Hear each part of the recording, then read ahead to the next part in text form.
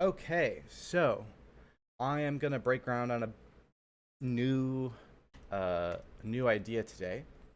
It's been a few weeks since I was streaming regularly. I took some time. First of all, I had a little bit of a weekend travel plan that interrupted my last week, but I also had just the last couple weeks more of a shift into sort of exploring the boundaries of what's reasonable to work on next and what's ready to make progress. And I was also just taking some time to flesh out the RPG game rules that all of this is being based on. Right, I'm sort of building that out into a game, and as I do, I am getting to iterate on and improve some of my projects, especially the C scripting one. That's the one that is most prominent there right now. And that so far has mostly entailed working on the basic technique of, if you haven't been familiar with it, the C scripts look like this. Let me show you what the C scripts look like. So a C script basically looks like a macro that has some, fixed parameters to it, usually followed by potentially, often but not always, a curly brace open to a block of a function, like a function body. And the reason that I'm doing this is so that I can create these little scripts that tie bits of state to bits of executable code. Like, for instance, in this case, this combination. This is a clause on the heart script. So the tile, there's a heart tile, and this is the main script for how to initialize all the basic, fixed things about a tile. Like we set a hidden flag. We can set the max that this tile counter can achieve. There are other things. If the tile represents a move in the RPG, there are more fields that can get filled out regarding the tile. And then there are these clauses, and there are actually a lot of places, there are a lot of these attachment points, if you will, these events that can be implemented on a tile, right? And most tiles only use a few of them. That's part of, it's not like this isn't like an OOP situation where each one represents an abstraction over an entire field of functions that need to be re-implemented for a bunch of different cases or anything. Each one of these is essentially just a counter with maybe one or two hooks into specific parts of the rest, the game loop, the core game engine. So, for instance, this one, the heart tile hooks itself whenever the heart tile gets decremented on a tile board. This hook runs, right? So that's what we've been doing with tiles, and the RPG simulator is just chock full of these. There's tons and tons of these separate symbol sets. That's what each one of these is called. So the tiles form a symbol set. Each clause is attached by introducing an unnamed symbol. So the heart is a symbol name for this symbol. This symbol here is unnamed. It's just sort of initialization data to expand on a different symbol set. And here I'm scrolling through on the left, starting from here. Every time it says, it goes farther up. Yeah, every time it says, include the symbol set define.h, that's basically like saying create an enum, except instead of an enum, it's one of these symbol set things. And the symbol set has a finite number of elements like an enum. Each one gets a unique ID, so they have small consecutive IDs. And each one of them gets some metadata, which is assigned by the macro that defined it. So in the case of, for instance, the tile script, the metadata is a thing called a tile proto, which gets defined elsewhere. We can see over here the tile proto is a struct that looks like this. So it's got some interesting structure to it. It's got a name, it's got a main hook, and then it's got these things that are about using it. If it's a move, if it represents a move in the RPG game, then this stuff is relevant. There's stuff to do with how it behaves as a counter on a tile board, and a lot of this does not get set in the macro. Instead, what we're doing in the case of the tile script is this hook here initializes everything else, right? That's what you were seeing earlier, like hidden and max and move kind flags. Those are all getting set here by accessing a proto and filling it out. So we're able to sort of make these initializers for more complex types of data and have it all just be automatically organized into an array. And the final punchline is, at some point, you can, where are these? Process. At some point, you can then scan these. So, like, for the instance, the tiles. Each one of these is a tile symbol, right? They're part of a symbol set called the tile symbols. And so I can just, at the beginning of my program, ask, hey, what's the number of symbols in the set? Where's the beginning of the base pointer for all of the declared structs? And I can then process that, right? So that's the symbol set as we've been iterating on it. That's sort of what we've gotten to so far, is the techniques for defining those into C and building a program that uses them. Something I would like to begin exploring in more detail is how we could use this, how we could take the information that is now being declared into a symbol set and start reusing it, right? So right now, when I want to use my tile symbols, I have to be compiling one of several programs, right? And I have already, in a sense, been reusing it, right? So there's RPG main, uses all those tile symbols, and then RPG play uses all of them again, and RPG graphics uses all of them again. Each of them, though, is basically just using it because they include the simulator, right? So it's basically, we've got this thing called the simulator, and if you're going to run the simulator, you include it like a library and build it, and then you see simulator.c just includes all of these game rules directly. They're not plugged in dynamically. They're just built into the text still, right? We're not at the part where we actually have a modularity system that allows us to load in game rules at runtime or anything like that. But the point is, now I want to start accessing this data for the purposes of metaprogramming, right? Well, there's a couple other ways you could imagine using this too. You could use it for like baking. You could think of it as asset baking. The gap between metaprogramming and asset baking shrinks when you're blending, data declaration, which is your assets, with code, which is the means of the interface for creating the declaration. And so I'm not quite sure if you want to think of it as asset baking or as metaprogramming, but it's kind of the same thing, essentially. Now, the other thing going on here is because we're using symbol sets, we aren't going to need a meta script, right? We're not going to need a data desk script or a metadesk script. We're not going to need JSON files or XML files or anything. All of it's already declared in these symbol sets. So the idea is, and we're going to go map this out on the Milton board next. The idea is to begin exploring possibilities for metaprogramming. And there are two different ways that I might mean metaprogramming here. So we'll talk about which directions I want to explore and which one we're going to start with today. Might just be an open... I think we'll just discuss that since I haven't actually decided in my head. But yeah, for the next few days and possibly the next few weeks, I want to be looking into the metaprogramming. So I'm going to take a quick break from the intro, catch up with chat, and then we'll go to the Milton board. And I also, at some point, before we dive in, I want to explain the motivation from the RPG simulator side for why I want to do these symbol sets with metaprogramming too, because a big part of the reason I, keep on pushing this RPG simulator is because of the fact that it's driving me towards real use cases. And so I want to use it before I go and make an example in the C scripting repository and before I refine any issues, before I start defining more clearly my ideas for the simplest ways to organize this that I can find. I want to just start by putting it into the RPG simulator context and see how things work out in the real world, right? In a real project that's making contact to reality by being, the sort of larger, more complex system that real projects tend to entail. So we're going to look at those things. Okay, just pull chat up. Looks like, hey, Taylor.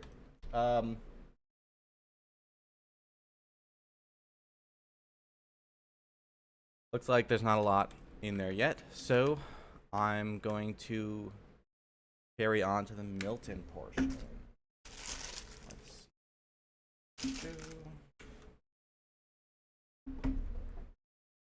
So I'm going to kind of just rehash what I was just explaining, but diagrammatically, because I think at least I follow it better when it's not just discussed out loud, but also in reference to some shapes. So we have over here, I've got my symbol set. Now I want to get a little bit careful about what I'm talking about. Really, this is the symbol set data, right? This is the data after the fact.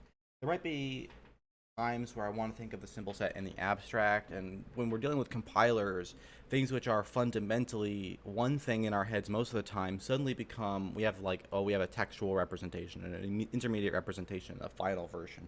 So I really want to be clear at this stage that I'm talking about the final data, the data arrays that come out of this, as well as their relationships to functions in the code, right? So in an object file, these might be represented as literal like C symbols, not the same thing as the symbol set exactly, although they have similar properties. That's why they're named that way. But the a record, right? One of my structs in these symbol set arrays may contain function pointers, and those function pointers, while syntactically they might be resolved locally, right? They might be sitting there. What's the word I'm looking for? They might be sitting there being like hard linked just in the object file. The struct and the function are both statically resolved. Neither of them makes an external symbol. It's possible, but in principle, they could be linking to each other through a relocation, right? There could be a relocation between them, and in a lot of cases, I expect that there would be until the linking has finally occurred. So we are not just talking about data as in a final rendered out serialized sequence, but actually data as in a data table inside of an object file, including the relocation data that is not yet resolved, that attaches onto the basic data. Okay. Now what we've been doing is we've been taking the symbol set data and basically making like runtime context out of it.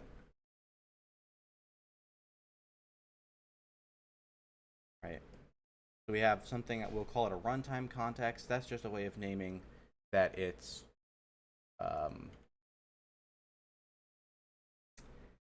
runtime, as in this is not serialized data anymore. This is data laid out into a program's memory space, and it's context in the sense that we kind of set it up once and then we run the simulation sort of on top of that, almost like we loaded a program in, right? It's kind of like loading a program into a CPU, except now the program is the symbol set data, and the runtime context is the loaded version of that is used then to run the drive the CPU. In this case, the CPU is a virtual RPG simulator instead of an actual CPU, but same basic relationship, right?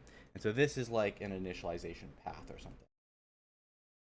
Now, one thing we could do, and this might actually be the right place to start, practically speaking, is this exists already, but this needs some cleanup in the RPG simulator right now. Right, if I were to go and look, we would find some to-dos where basically I have mixed and matched things which are static one-time init with things that are per simulation initial init.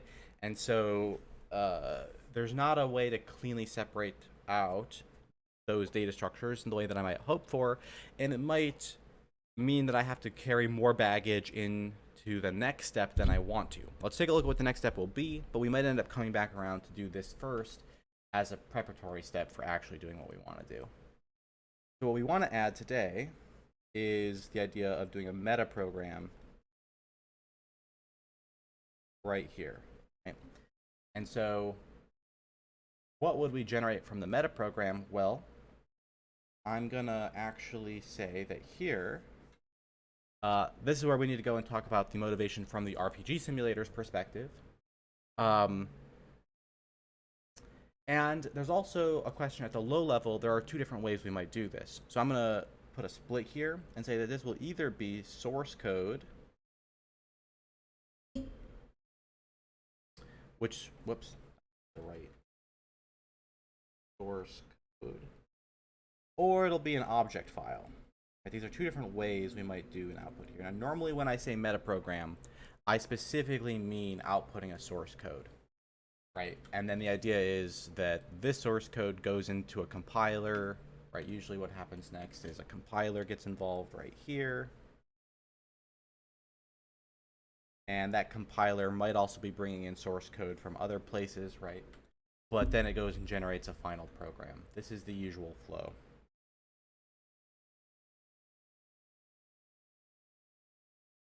of metaprogramming, right?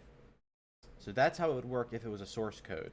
But if it's an object file, then things would change.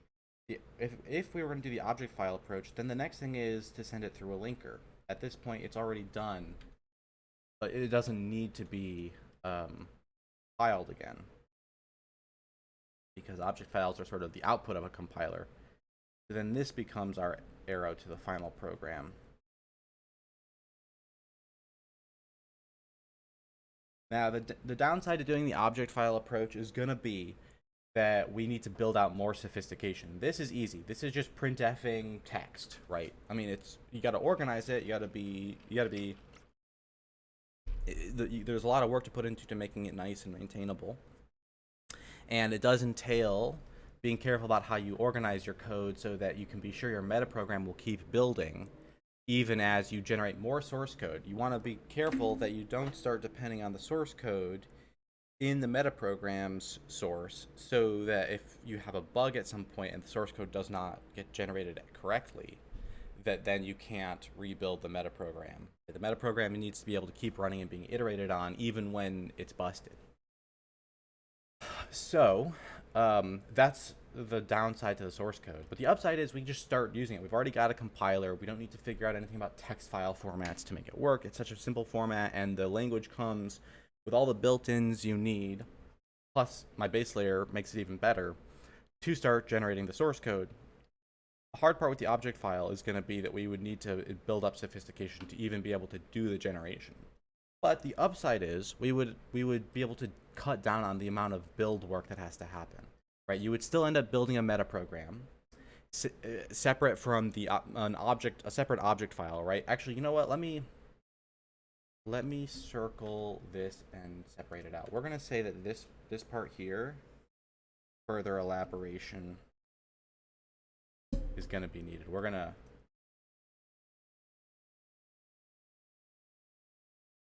make room for talking about just this. So say we'll fit some further elaboration into this box, and I'll zoom in. So what we're talking about here is, so first of all, we've got our source code. Let's just call this the main source code of the code base. This is the source code, like the handwritten portion.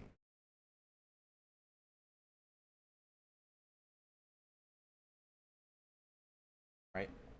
Now, the way I'm proposing this could work, if we were to generate object files, is that first you would take this through the compiler.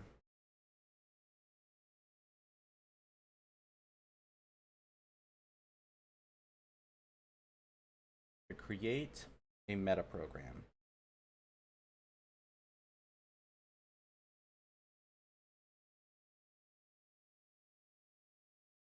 Notice that a metaprogram is a type of data which now gives us a new type of arrow that we can use.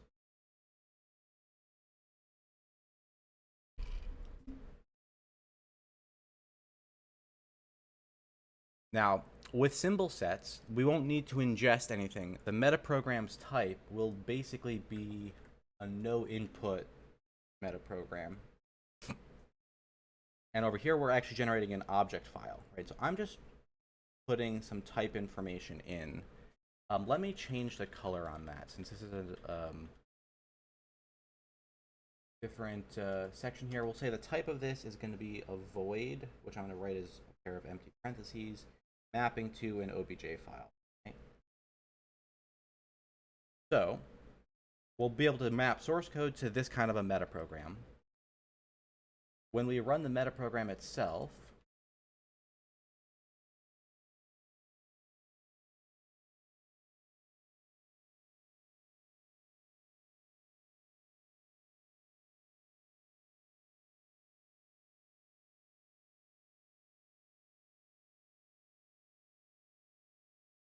we get out an object file.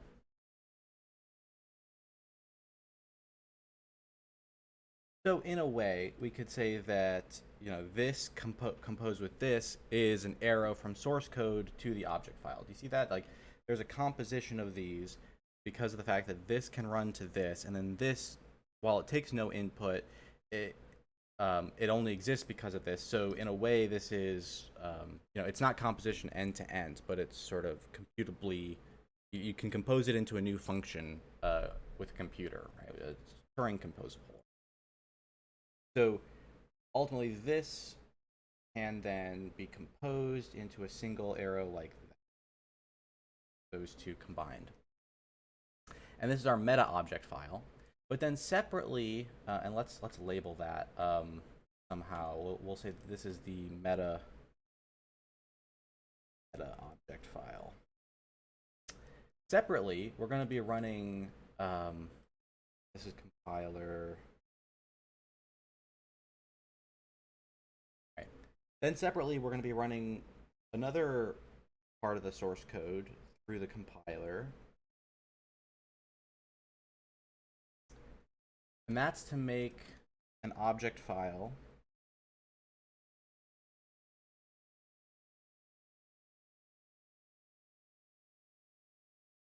for the main executable we're trying to build, right? Now, this is a simplification. There might be multiple main executables that all depend on the same meta object file. There might be multiple meta object files that get combined into different mains, right? There's a bunch of different, there's a bunch of different ways to increase the detail of this picture that I'm glossing over, but I just want to name that that's some of the detail I'm skipping, is that this is a picture of one particular way to use the metaprogram and one particular main metaprogram. Usually with complex projects, the source code starts getting reused for more and more and more types of programs and metadata and so on. So then finally, these can both be used together. Right, these kind of get combined into a single input through a linker, and we get our main program.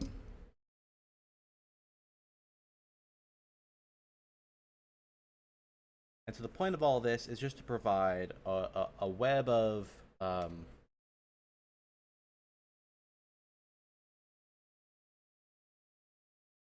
arrows that characterizes how I'm proposing this could work if we were to use object file-based metaprogramming. The source code does get used once to build a metaprogram. The purpose of this metaprogram, though, is not to create new source code that goes through a compiler, right? The compiler will be used once to build the source code together with the entry point to a metaprogram, and then that gets linked together, that gets executed to generate a special object file. Separately, the compiler gets used to prepare a main object file, which when linked to the meta object file, creates our main program, right? So there's no need, now there's still two compilers, but you'll notice that the compiler never actually consumes input that comes out of the metaprogram, right? And so a large part of the things that can get complicated with metaprogramming can actually be eliminated this way. For instance, the object file generated here could be reused. Right? There's a way to factor this so that all of the code that is going into this besides the entry point, and all of the code going into this besides the entry point, they can be the same. The only difference between these two could ultimately just be what style of executable they are. Right? This might be a graphical game, whereas this is a command line utility, and that they have a different entry point, right?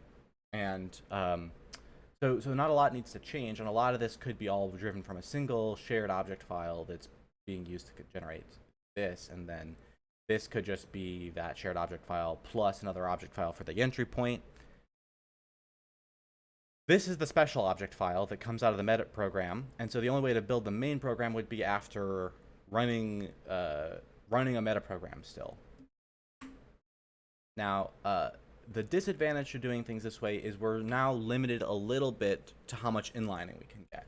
One advantage to going with standard source code metaprogramming could be that we could get a lot more inlining. So inlining, when I say inlining, I don't just mean function inlining, I just mean the kinds of optimizations that are possible when the compiler knows more, right? Across the board, right? So for instance, if I tell the compiler to generate some code, and there's a constant integer in that code that the compiler knows its value, that gives it opportunities to do optimizations that it cannot do if I say, hey, here's a constant integer, but we're only going to know it later, so you need to generate code that could work for any given constant integer. Later, it'll be a constant that'll never change, but we need to run optimizations before we know what value it has. That does limit what it can do, right? That's less context for the compiler. Therefore, it can't collapse it with other constants. It can't use special instructions, like, it can't use instructions that have limited range, but that would apply in that specific case. It can't bake the constant in some instruction sets. It's not so easy to just put any random constant you want into the instruction stream. If you don't have variable length instructions, you might be looking at a situation where it's like, well, if we knew this was less than this particular threshold, then we could bake it in. But since we don't know, since it could be any 64-bit integer, it's going to have to be a much heavier weight kind of constant operation, right? So there's all kinds of things like that would be better if the compiler had more information, and the only way to get the compiler more information would be to go through the source code route. So that's sort of the trade-off. The object file version, I think, simplifies certain aspects of the build, promises potentially faster builds, less likely to have circular dependencies that crash the working of the metaprogram, which, in fairness, I'll also point out, it is very easy to avoid that once you're aware of the issue and you know how to be careful. We could pretty much avoid the circular dependency part, but the complexity of the build part argument is still there. Another thing is, though, that once we start generating source code, it's not portable, right? And what I mean by that is, we are now using a C compiler again. We depend on a C compiler for another piece, right? It's no longer the case that just running this exe gets you what you need, and now you can go link it to something from any language. Now we are once again involving a C compiler. And as much as I can, I'd like to get to a point where we can start doing things with less compiler, less dependence on a specific compiler over and over again, and more capacity for freely mixing and matching and piecing together our programs out of our own object file generators, right? Because the better we get at that, the better we can get at building alternative programming interfaces on larger and larger scales. That's my theory. So I have some motivations for wanting to try the object file version, but it might also be the case that the source code version is just going to be better off short term, and possibly better off long term. The only real downside to that is that it doesn't develop our ability to work with object files more deeply, which could pay off in other ways down the road, I think. And it complicates the build, right? So those are the two different types of metaprogramming I'd like to explore. I haven't quite decided which one I want to do. I'm gonna take another quick talking break and eat my cookie for a bit, and then we'll talk about the RPG simulator, specifically why it is ready for some metaprogramming on the symbol sets.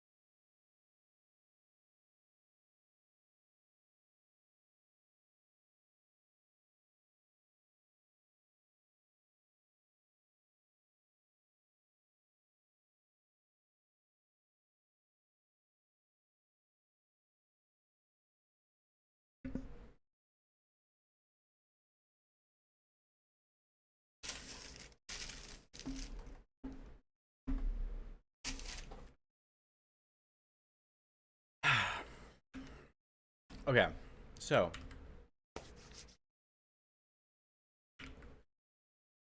one of the things I got to work on a little bit more deeply since the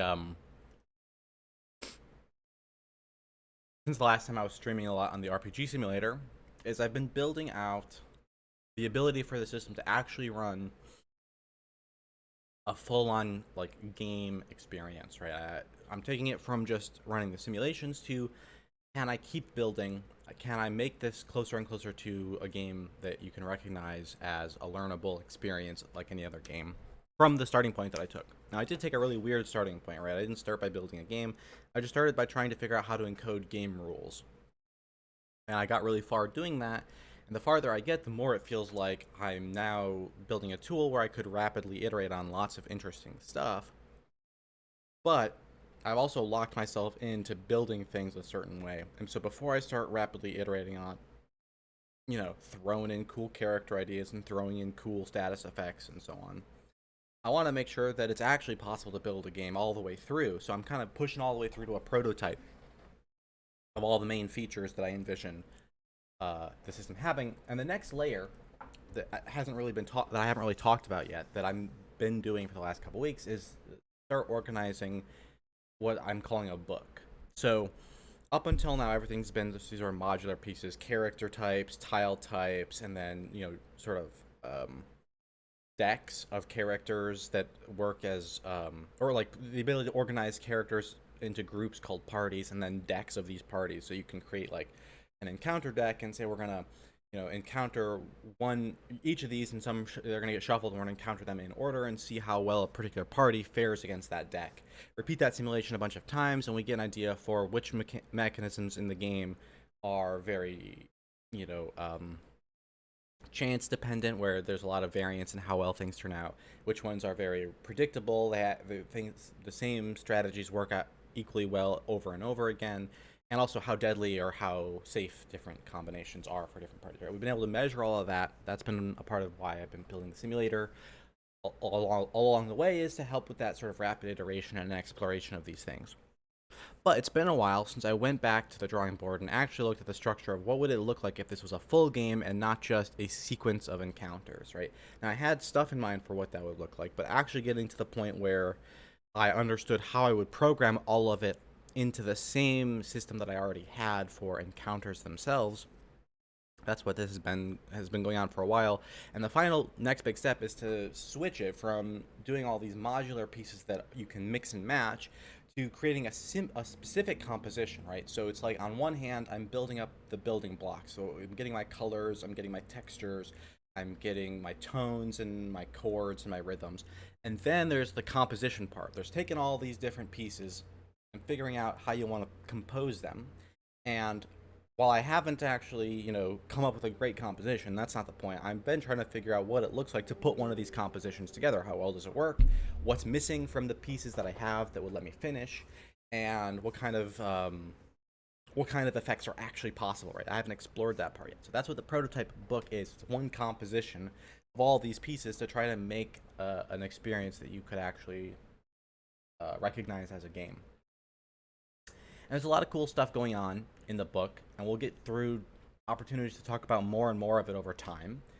Some of it that I'm skipping now is incomplete. Like you can see, there's a bunch of these empty functions, and that's because I haven't actually finished. I'm still iterating on this. It took long enough just to figure out some of the basics of like what is and isn't working in terms of the game rules. So there's a lot of game design iteration happening in here, and it's not really programming related, except that a part of the push and pull here is to find a game design that feels nice to play, and then a programming that allows for that has the right sort of expressions for modulating that rule set freely, and figuring out the push and pull between those without compromising too much on either side, and so on. Right, so there's a sort of back and forth between the game design and the programming that is real, but it's not really the topic of the C scripting stuff. That's just standard game dev issues. Now a piece of the back and forth, though, that I found where I really do need more technique progress is on developing these decks. So up until now, it didn't so much matter how precise this system was, because what I would do is I would say, okay, at the bottom of this particular file, I happen to just organize all my player characters, and then the player character parties, and then underneath that, some enemy characters, and some enemy character parties, and then some enemy character decks. And remember, a deck is basically a sequence of parties, and I have these syntaxes, right? So I can create a character with this sort of syntax, and this represents things like how many hearts they have and how much their base attack is, as just these little notations. And then the rest of these dollar signs represent the other tiles, right? My whole simulation is basically expressed in terms of characters that have tile boards, and a tile board has assigns a counter value to a bunch of tiles. And then each of those tile symbols, which I was showing at the very beginning of the stream, is one of the possible counters on the board. And so to create a character, all you have to do is assign these. And even these are tiles. This is just like a shorthand notation for the default stuff that most characters need. And whether or not I still need that, I don't know. But for a long time, having this nice little notation, just for testing out different, just for testing out different combinations and different interactions, just for getting new stuff up and running quick, that's been nice to have. So then there's like a syntax like this. Here I'm using pound as a way to reference a name for a character. So this pound says grab the farmer character. These dots say duplicate it to create a party with 4 farmers. This is create a party with 4 mercenaries, right? This is the first one, and each of these dots is just copying the previous character and adding another copy of it to the party. Commas separate out characters that aren't duplicates, so we have a wizard and a farmer. And then you can see these square brackets are just delimiters in this case. But when we get down to the idea of a deck has one or more copies of each of these parties, so now we have multiple parties. We have a count before each one telling the system how many of this particular party should be added to the quote-unquote encounter deck, or the deck, whatever. Now, what happens with all of these little string scripts, and I want to talk a bit more about why I did things this way, and why I still think this is the way to do things, right? The reason, but before we get to that, I want to just show one other thing, which is what the deck ultimately ends up getting used for, is that we put a deck like, let's see, it's over here. All right, yeah. When we put a deck, when we set up the travel state. So the travel state, it's a state machine that implements the rules of traveling from one location to another. And as you travel along, one of the things that happens is random encounters occur based on how much time is passing. And so, to generate random encounters, right now I'm using this concept of a deck. Now, likely I want to replace this, right? In terms of random generation processes, there are 2 basic, very simple building blocks. There's a die and a deck. A die is like, got certain number of probabilities, and you can roll it, and each roll is independent from the next, so you get no predictability out of it, right? You get in the sense that the probabilities of getting any given outcome are the same regardless of what you've seen previously, at least if you have a perfect random number generator. With a deck, that's not true. Even with a perfect random number generator, shuffling a deck randomizes it in a certain way, but then because you draw through the deck, you draw the next card, and you only shuffle again once you've drawn all the cards, it creates a rhythm. You can guarantee how many of each thing you encounter, and it's exact, right? So those are 2 sort of extremes, completely one that has absolutely no dependence on previous state, and one that whittles all the way down to the point where at a certain draw, it's completely determined what the next thing will be.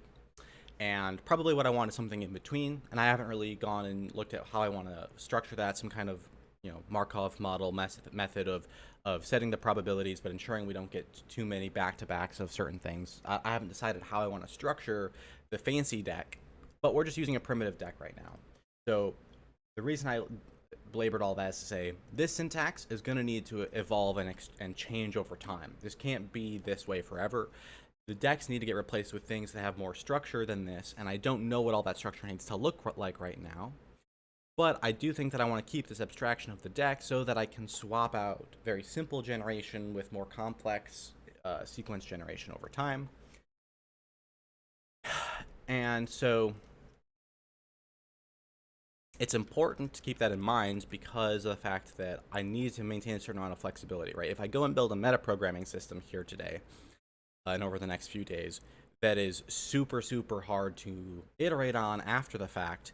If it locks me in super hard to a specific way of doing things, that's gonna suck because none of this is really final yet. All kinds of stuff this might be changing, this might be changing. Even stuff like this, like I might decide that I need better modifiers so that I can say like, hey, I don't want to have to make a sleepy farmer, which is just the farmer character with the sleep tile. I want to be able to do something like create a farmer and then add in the sleep tile afterwards, so that I don't have to define separate characters just to give temporary status effects to them and call those separate characters. Like I kind of don't want that. I want to be able to use the same character and then put temporary status effects or modifiers on that character. Without changing the base of the character. So it's a lot of stuff here that isn't quite, final form. But now let's go and look at how it gets used. What happens is, if we look at something like process RPG proto symbols, what's happening is each of these things, proto character, proto party, proto deck, generates one of these things called a proto. So a proto right now is defined as it has a kind, right? And the kinds are character, party, and deck, like I said. It has a name. It has a script. The script is that that string there, right? This is the name, and this is the script. And then it has an array of elements, and the elements are, there's a to-do here. It's a little bit, it's bifurcated because once upon a time, tile protos were also protos, but they've gone in completely different directions. They don't mean the same things anymore. And yet, once in a while, we have a proto which wants to contain an array of tiles, and sometimes we have a proto that wants to contain an array of protos. So that hasn't fully resolved yet. Another aspect of this, though, is the runtime doesn't want to see +++1 $run, right? The runtime wants to see a tile board attached to a character entity. So in order to get from these scripts, which are well, I'm going to talk a little bit more. Maybe I should get to that next.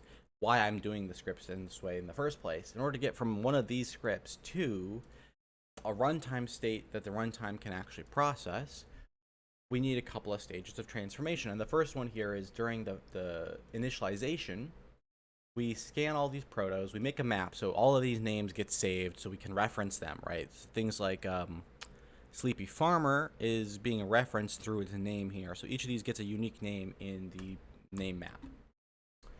And then we grab these parse functions. We're trying to get a parse literal function. So these are being called literals in this system.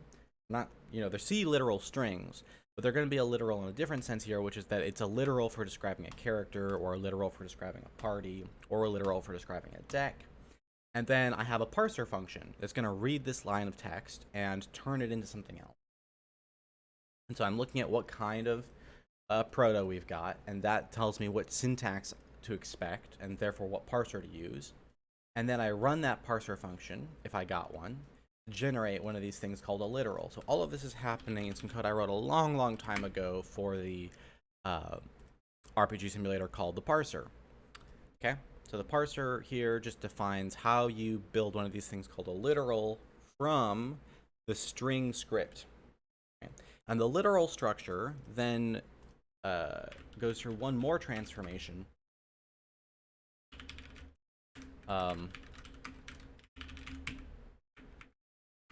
which is we initialize it. We use it to fill in a proto, right? So if you take a look during initialization time, after we get a literal, we run proto init from literal. So if you want to turn this into an arrow diagram, what we're saying is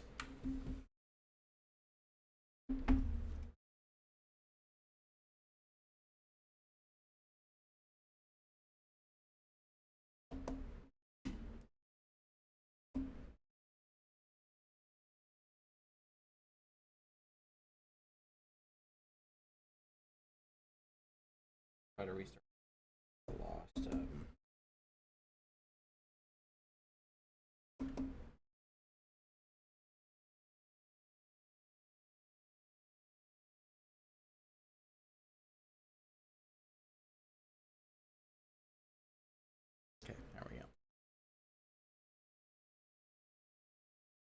There we go.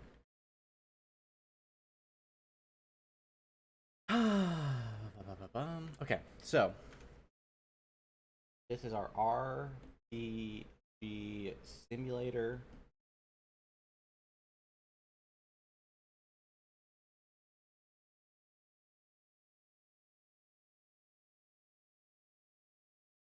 Proto scripts.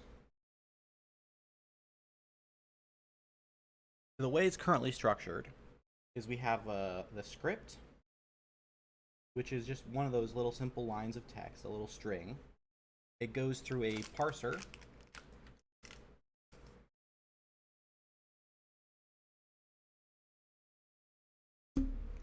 which we use to generate a literal. And that goes through a constructor to initialize a proto. Now, the reason for this factorization is the idea that maybe down the line we're going to want to do other things with this data from the script. We might want to be able to run the parser without then having to turn it into a proto. This section here, this is all depends on RPG context. We have to actually be running an RPG simulator context at this point. Now, one of the things I said, up here was that maybe we want to go and we want to clean up the relationship between the runtime context, the initialization from the symbol set data. Okay. This might be a good time to go and do that. But even if we did that, you would still be building one of these things at that point. Now, right now, the way it's factored is that in order to avoid relying on needing a full simulation context just to run this parser, all of this actually sits outside of the RPG context as just pure data and a pure transformation, right? This is all defined, it's quote unquote functionally. I mean, it's in C, but it's isolated in a functional sense. And it's only when you want to then ingest it into the context that you do this extra step. So that means we could, in theory, take a literal and run it through, our foo function and make whatever we want here, right? This is a free to be used, context free, right? If we want to. Now, if we were to go do the context cleanup, what we might end up doing is finding a way to make the whole thing context free. It's very possible that could happen, but there might still need to be runtime protos that can only be done in a certain way. So it's really hard to say what will or won't be possible when we go down that route. But I think the ideal here would be if we could get to a point where somehow, this is the current situation.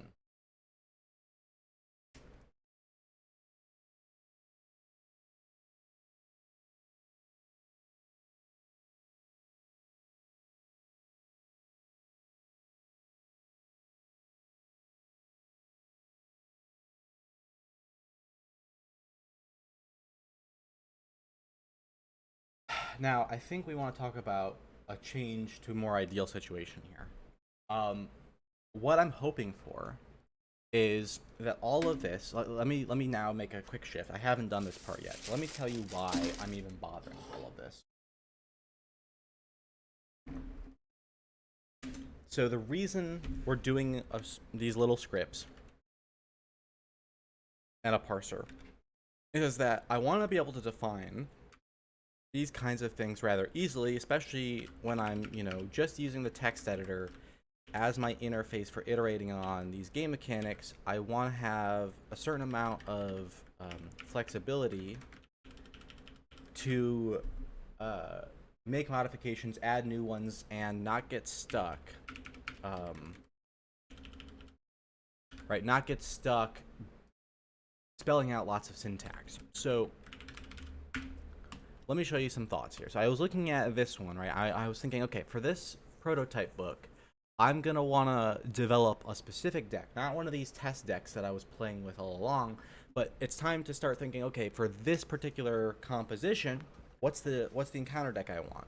And can I tune it up to be appropriate for the context of the whole, right?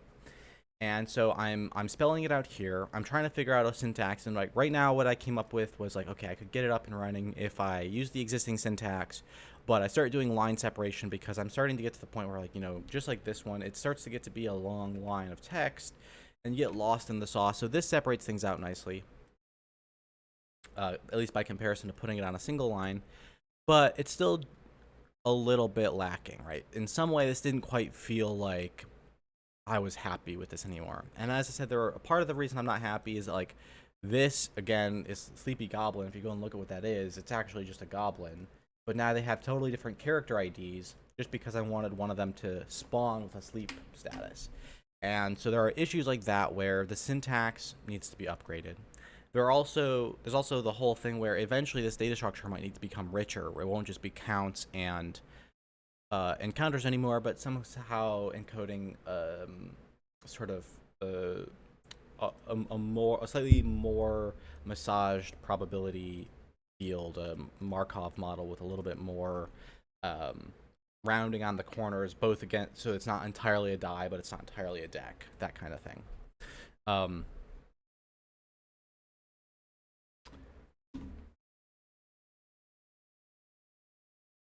Now, I looked at a couple of other ways I could be doing this, right? One is the simple way to do this stuff. If you don't build little C script strings, if you don't build these little string literal scripts, then you could just build a constructor system. So that was the first thing that's what I used to always reach for is, can I just, you know, specify this with a constructor API? And you can see that the difference of putting the same amount of information in but using a constructor API here is like, okay, so we want one party that contains 2 snakes and 1 baby goblin. I mean, that's this much text instead of this, right? And again, same thing here, here, and here. The size of this is just so big. And it might be, and it is true that, like, this makes it a little easier to be like, we don't need to update a parser anymore. If we want to have something like a specialty, attach a tile to a character, that can just be postulated in. It's an API, very easy to implement, no parser necessary. There's some appeal to that. But then on the other hand, this is a lot more API to write, and it's a lot more syntax, right? So I have to go implement all of this API, and I have to go, anytime I build any of these decks, the syntax explosion here is quite a lot. And I think it's just easier to get lost in the sauce with these numbers. Right here, the numbers are syntactically reserved as a visual indicator of a count on a deck. And you know, if it's stuff like, you know, if you are free to lay things out ideally for yourself, then you can even start to see it's like, oh, this is going to be quite readable. I can see, like, we're dealing with snakes here. This is a little confusing that says Sleepy Goblin, but it actually just means a goblin with the sleepy tile. That's a separate issue, though. Like, all of this starts to be quite usable.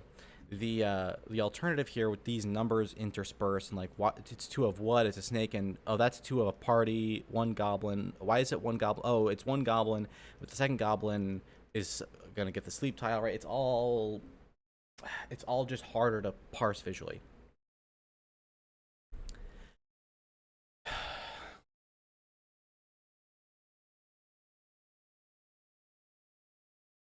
So the next thought was, what if I am really, the reason I'm really not liking this feeling here, what if the reason this is not making me happy is because I'm basically doing the same thing I used to do with shaders, right? If we go and look at what I do with shaders now, I just write my shader in a GLSL file, I bake it into an object file, and I link it to my program. Right, no big deal. But back in the day, I used to have to take this, and I'd go over to my, you know, OpenGL code, wherever that is, let's say graphics here. I'd come over here, and somewhere around here, I'd have to go, okay, here's going to be shader code, and then I'd go char, RPG, OpenGL, or sprite, which one did I have? Fragment shader, equals, and then I'd have this, and I'd have, you know, that. I'd be like, okay, I gotta go manually add the new lines. Like, this is no fun. This is no fun as a way to write code, right? You start like skipping lines in the string because you think that's gonna be easier, and that's true until you get to the day where you have an error, code with a line number that doesn't match the line numbers in the actual text because of this kind of stuff. So, you know, it's not an ideal downgrade to the interface, right? This is a big downgrade to the interface. Don't like having to write my shader code that way, so I stopped doing it. My thought was maybe the same principle applies here. Maybe what I want to do is get to a situation where I can write the scripts in a separate file, right? And so instead of saying forest1 and then C strings, maybe I'll just have the file name forest1.rs, and then I'll link that in right here. So this is going to get baked in as a string somehow, right? We're going to get a string symbol, just like we do with the shader. And then this is the syntax, and it can be cleaned up a lot, right? We no longer need a lot of the issues of like throwing in these quotes and worrying about if there's supposed to be a new line here or not. It's just literal now. We'll make it actually be what it's supposed to be. And I also started toying with the idea of modifying the syntax at this point, right? Like if I'm gonna go down this road, why not just fix the syntax in the meantime?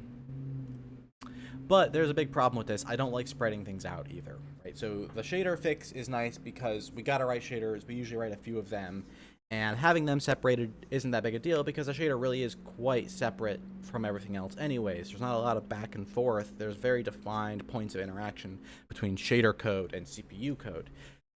But here I'm going to want to interleave lots of decks. I'm going to have multiple decks for each prototype. Having the inability to group these as a single file or into some kind of group, having it spread out so that most of the code can be in this sequence of C things, but then the interface has a discontinuity of some kind and some of the information is off in another place. That kind of sucks. And so if I was going to fix that problem, I might end up having to do things like going, okay, well, let's make decks be explicit, and we'll put, instead of naming this forest1, we could go down the road of being like, okay, each of the decks gets defined here together, and so it'll be a one split instead of a bunch of splits. Possible. Again, now we're complicating the syntax, and we are still going to have a split. We're just going to have that split be at a different level. What happens if we start having reuse of these decks too, right? Like what if I write 3 books that all share some of the same decks but not all of them? Then eventually it all collapses down into like a mess where I have to pull in all of these RPG scripts all the time. Not super happy about that. So then my final thought is, what if I actually do want to keep things this way, and my main problem is just that I want to clean up the syntax? And I can do that, right? This is not that big of a deal. This, in fact, the idea here is basically keep what I've got and clean up the syntax, and that would work. But the other piece that I'm hoping to solve at some point is to no longer need to have all of this parse happen every time I run the system, right? And some of these ideas, this was an idea for eliminating the parse. This was an idea for moving the parse into a completely isolated problem and possibly saying, hey, the once the parse is done, just link that data into the forest here. So while this is not a big change in the syntax, I think this is the best syntax idea I've found. But the other thing I left as a note for myself is that I really want to be able to expand this into a table ahead of time, rather than having to do all of this as a preamble to RPG context construction during running the main program. I kind of want to be able to get the baking done. I want to parse these things and turn them into the final symbol data before running the program, right? That's the intention. I mean, ultimately the intention here is to have a literal syntax that is missing from a C language, but that makes sense for my context, right? These are meant to be data literals. And so the idea is, like, to take a big step back from the RPG simulator state and the RPG simulator context and just look at the broader idea here. It's, what if a symbol set system like what we've been doing for C scripting could be used to introduce new types of data literals, right? And the way this would work is that you would use a string literal with a syntax of your own making, Something like this could be what you're seeing. And then a parser that runs ahead of time to turn that into a data literal linked into your program.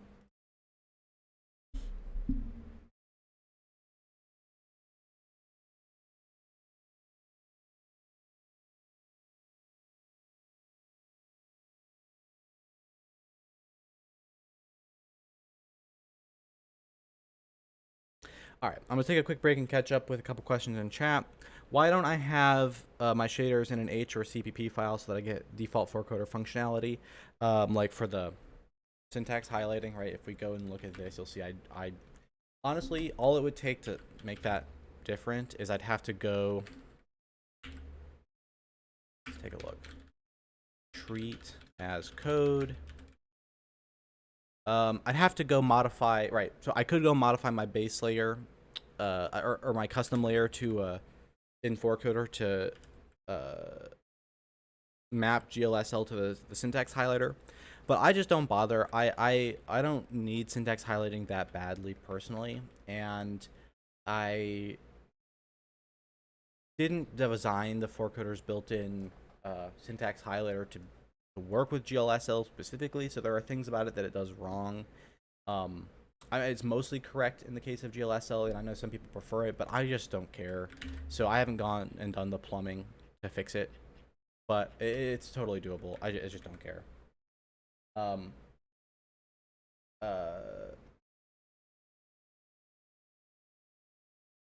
Now, another question, and I like this question a lot. Can't you just do decks and cards visually so that it can be complicated under the hood, but create a simple UI? Yes, totally, 100%. That can be done. The problem is that building UIs is complicated, and building a bespoke UI for every data structure you ever want to build is complicated. So the idea of a programming language is to be able to specify lots of different data structures from an interface.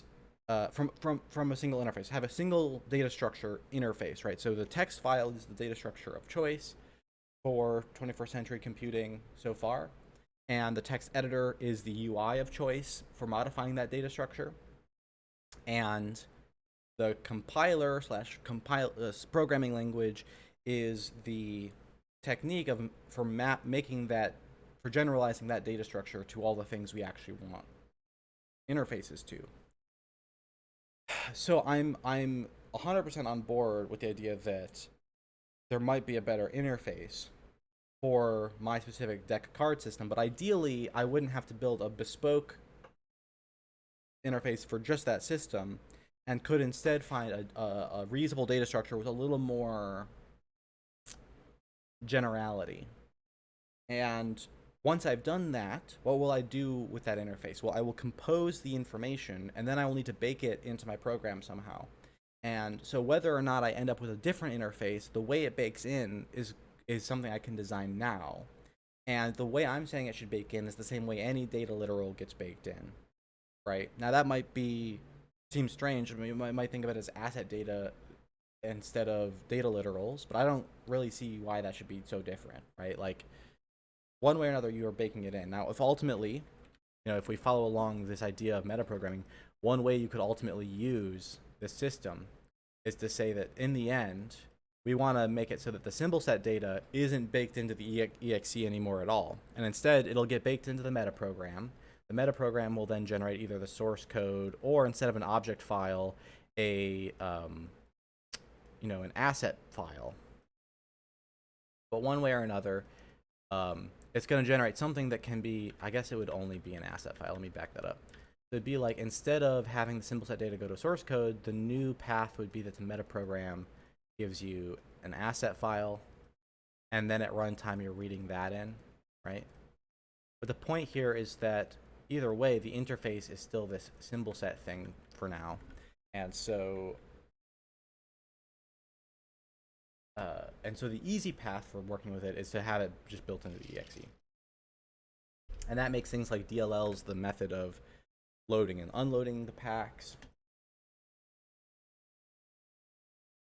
And the linker is the method of cross-referencing between the packs, right? The question is how much of that can be reused without waste.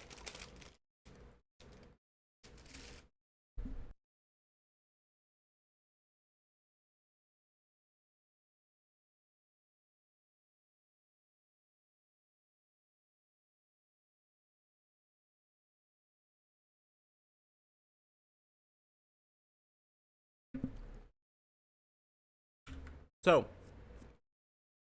that's the motivation from this side, is to get to the point where fairly complex decks like this can be specified that more flexibly than they currently can be, and they can be baked ahead of time so that things like compiler errors in this aren't being deferred to runtime.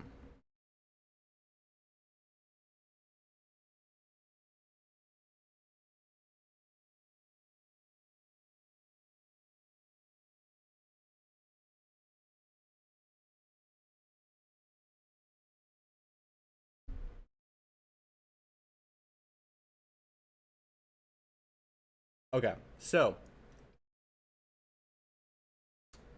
where to get started? That's the thing I haven't really figured out yet. Like, all of this is on my mind.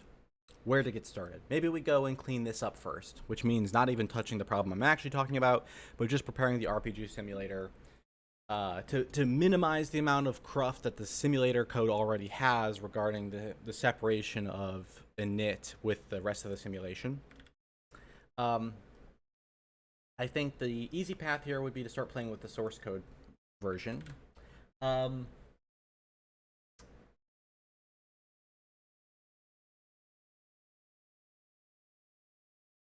But I don't think I'm going to be satisfied until I've at least tried it both ways anyways. I still think that we should do source code first, and I'll tell you a couple reasons why. There are some things that I'm concerned about regarding source code. The first is, obviously, we want to see what it's like to generate from this symbol set data. And one of the things that I think might go wrong is that we might not actually have all of the string data that we need piped in through the symbol set through the metaprogram, right? A symbol might only end up knowing its ID in that original build of the symbol set data. And so the source code might want to be able to reference that using the, in order to generate source code that references foo, you need to know to use the name foo. It's not good enough to know the ID that resolves to afterwards, because the compiler doesn't know that you're going to give it information in that structure, right? It needs to know, you need to know the language that the compiler expects, and the compiler expects a language of symbol ID or symbol identifiers, and that might be missing. So I think that is the part that will be complicated here, that would actually be simplified away in the object file case. Another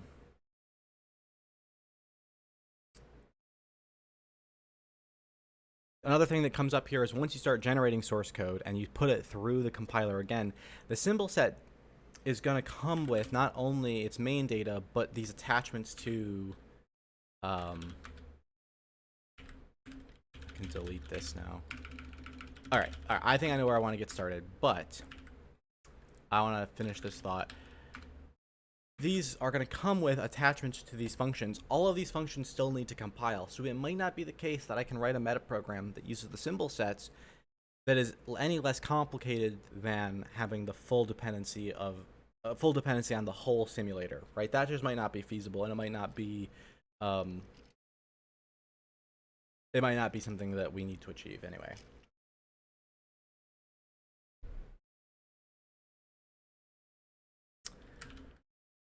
Okay, so for starters, let's go through. I'm going to clear out all these notes that I made as I was brainstorming before and say to do new goal, make this the new syntax for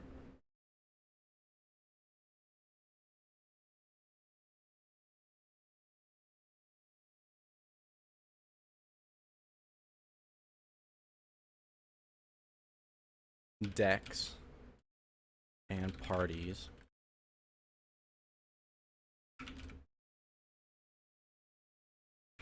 Process these strings in a metaprogram that converts them into pre-baked literals. Source code version, object file version. Okay. So before I do the new syntax, I'm actually going to set up the metaprogram first, because we already have a parser for the existing syntax, So I think it'll be easier to just run those parsers as they are first, and then iterate, see what it's like to iterate on the syntax via the metaprogram later. Hey, Paging Turner, welcome.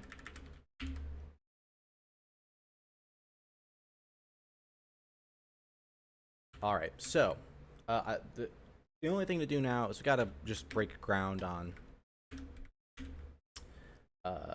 We gotta just break ground on starting this new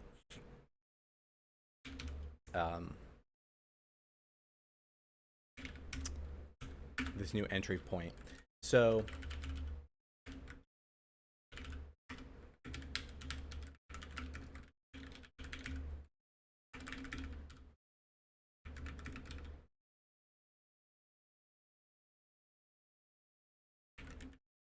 I think we're definitely going to need this much to do the metaprogram.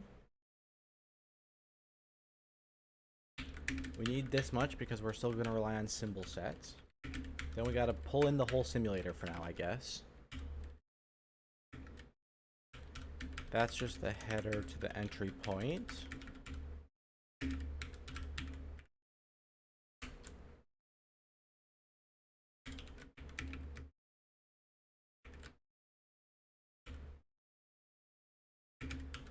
Pull in the simulation again.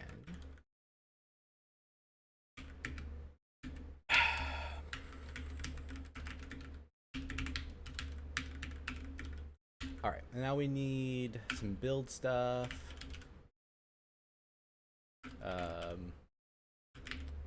Build meta.sh.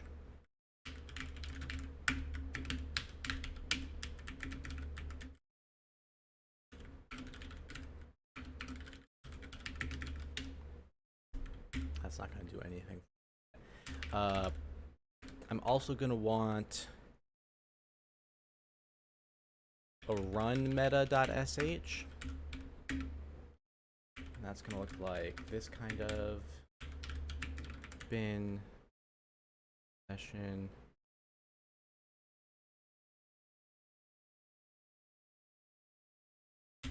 Root path RPG meta. It's just going to run at the level of the source, at the root of the repository. Now I'm going to go into my project. Oh yeah, let's add that to build all first.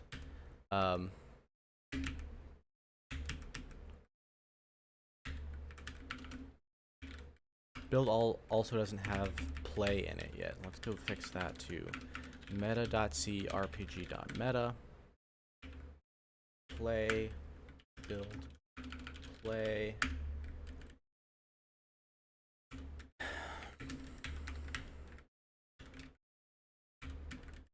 So for now that looks like this, although this also has an issue we need to get to once we start getting more serious about object file work here. I'm gonna need to improve my build system because there's a little confusion about whether object files have the O extension or the OBJ extension, and my fix for that is not gonna hold up anymore. My fix for that is too closed. It only works if I know exactly how many object file generators are involved from the perspective of the build system itself, which is no good.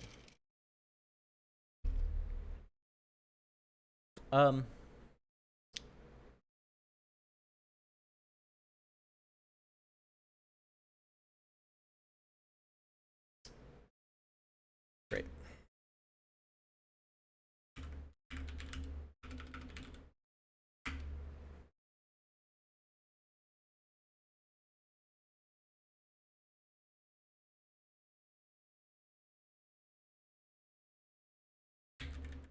Build play, build meta.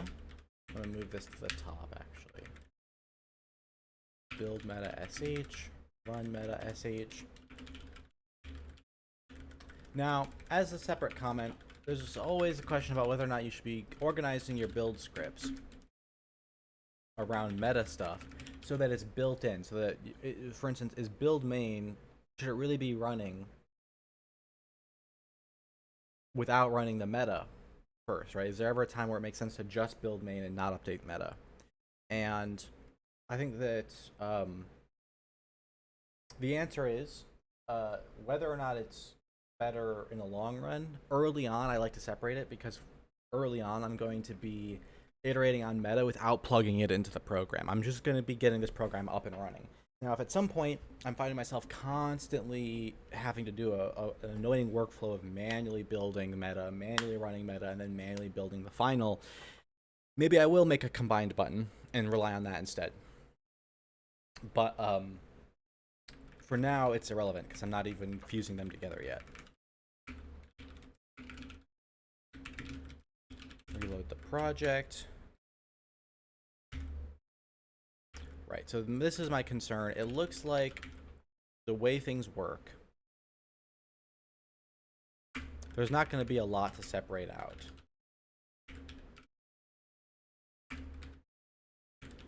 Right, because this is still relying on stream and PRNG. Just to include simulator, we need all of that. So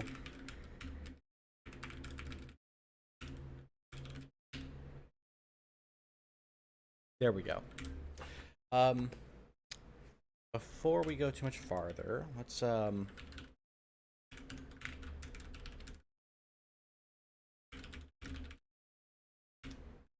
double check we've got, yes, great. We have Hello World on meta. Now the next thing we want to do is get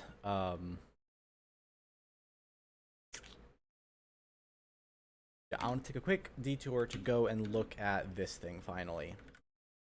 Context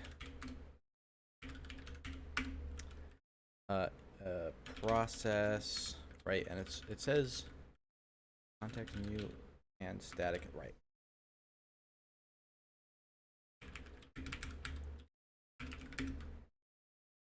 Static context functions. Function. Right, so this is going to get a little weird. We're trying to figure out how much stuff we can separate out. So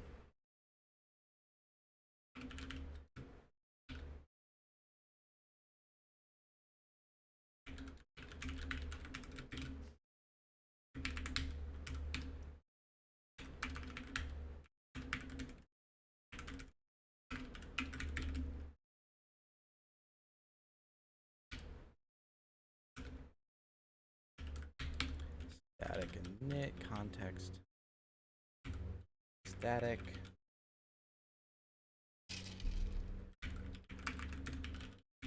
So let's just see if I can split this to two context types, with this one being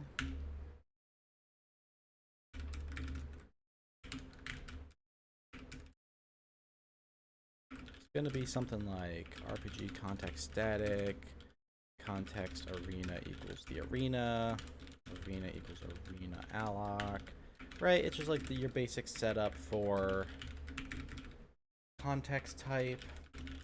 No restore point needed because we're never going to change the context of static information. This is just capturing whatever was statically there, and so since it's static, it doesn't change. We're going to skip errors because I'm not sure. Parser probably is the only thing touching errors, but it's also never been built into a real system, so whether or not we keep it is irrelevant, but maybe will actually show us, at least today we might learn the errors sort out only into static and not into the main context, which is something I've suspected would happen sooner or later, but I'm not quite sure yet. So we're going to start following along. Now the next thing here is to figure out which fields from context now belong in context static. So like tile proto and map. Imagine all of these belong here.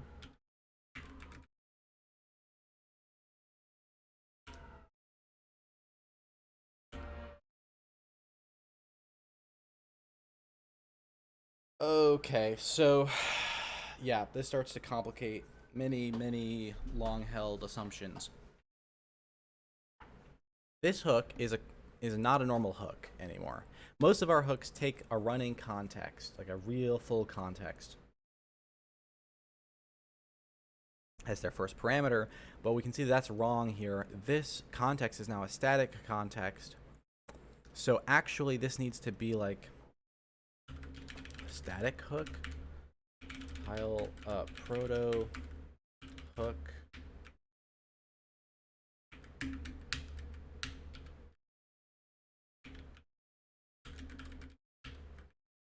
The difference is that these are actually all based on the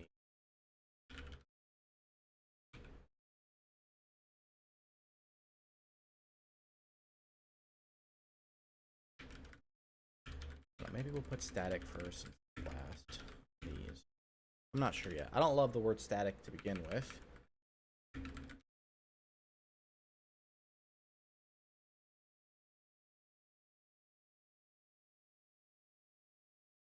But it seems kind of appropriate, I guess, in this case.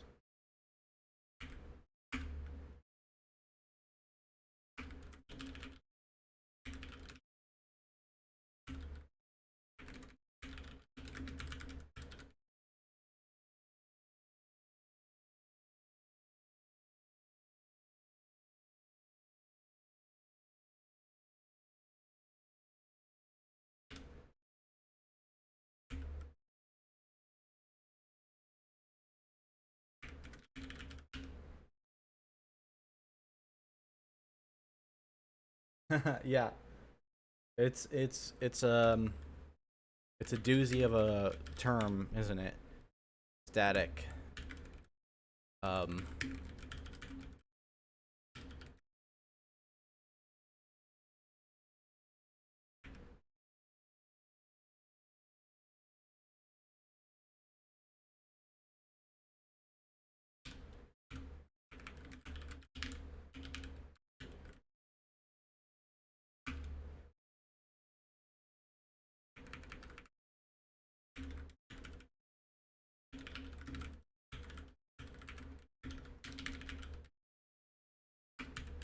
okay, so we get static context. That should be showing up over here. Why? Why are you still static hook defined by static hook signature? Static, oh, this is still using hook signature. Static hook signature, please. Okay, so this one, name to tile, map name. Okay, all of these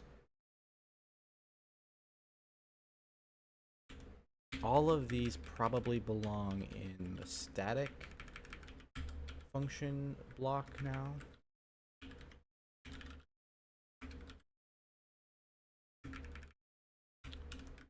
Map name to proto.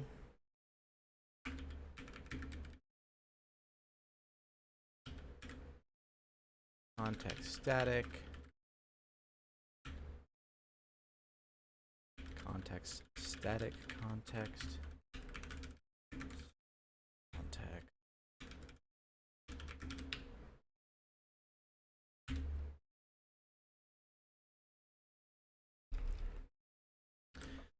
Interesting. Okay, so this is a good example.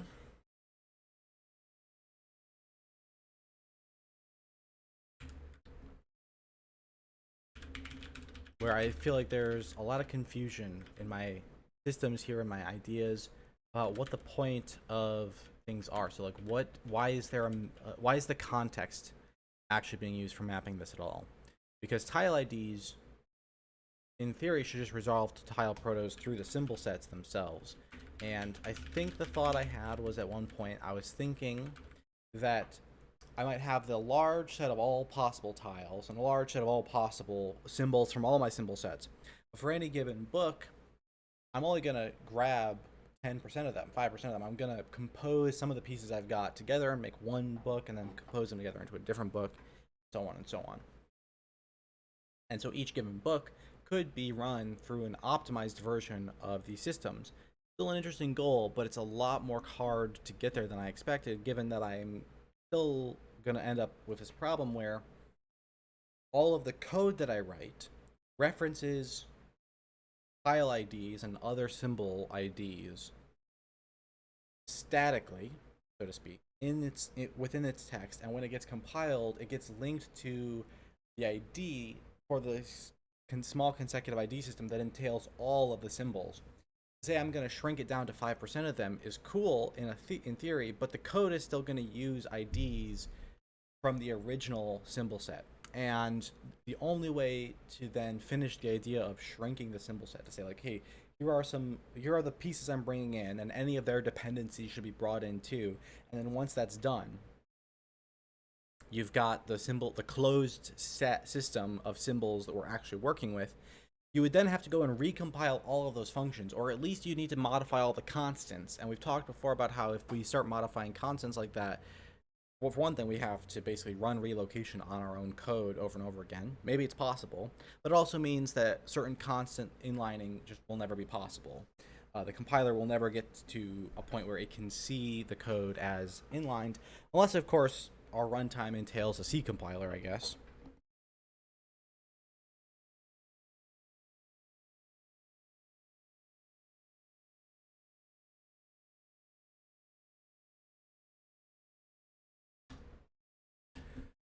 So I don't know. I don't know how far we want to go into the direction of jitting the symbol sets,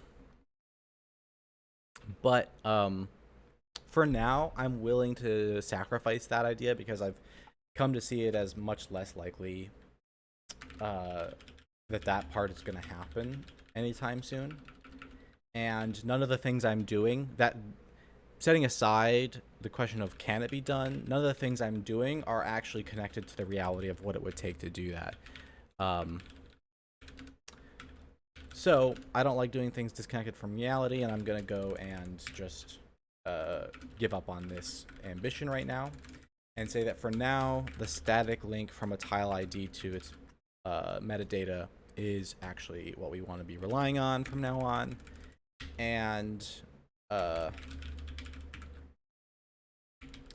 this old idea of getting tile protos from the context, and the context containing some kind of remapping of the IDs, that's just not, I don't see how that's going to work anytime soon. Okay. Init from literal is also happening here.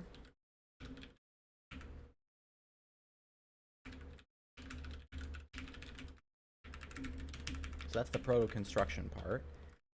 That looks like it wants to run on a static context now too.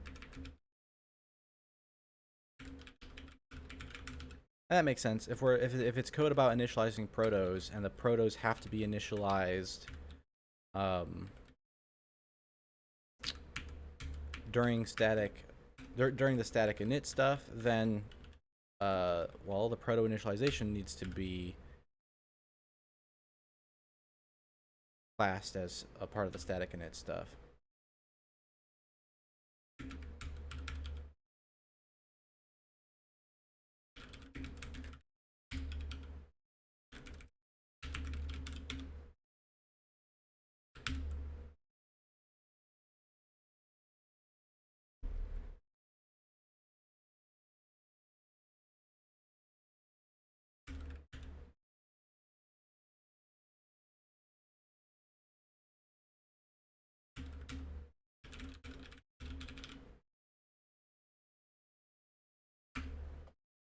I think this is sort of the same kind of thing. Rule script, is that down here? Yeah.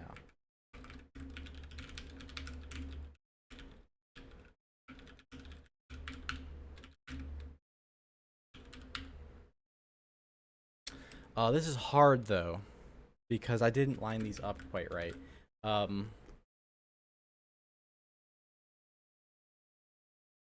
Right, because states actually are different from the rule scripts right now. That's possibly a mistake of the design, a little vestigial. There was a time where there were multiple types of rules happening for each state, and it has sort of simplified down to one into one, without it even being optional. So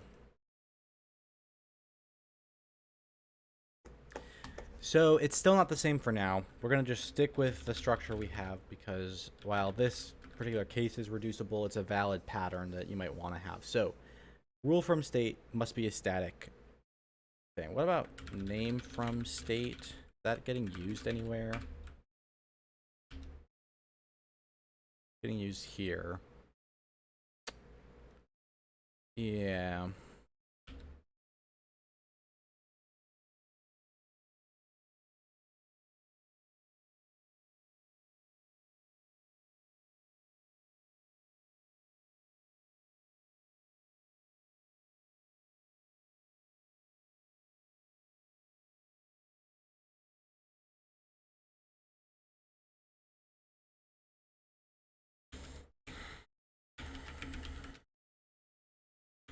I think we'll just call that reducible.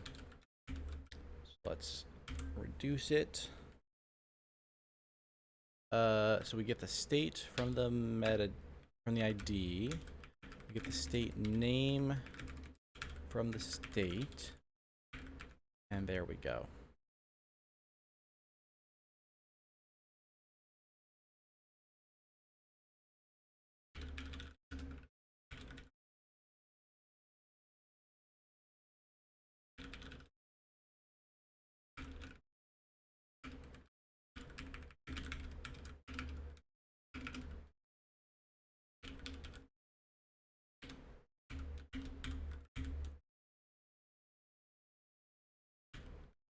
And then, yeah, this is unrelated. It's getting sorted. Okay, this is gonna clean up some of this naming problems here. This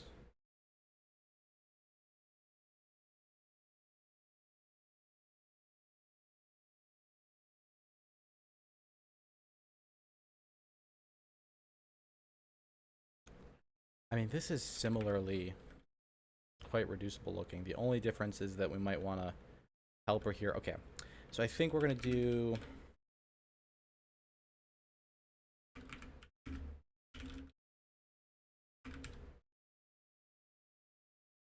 You don't even need a static context to do this.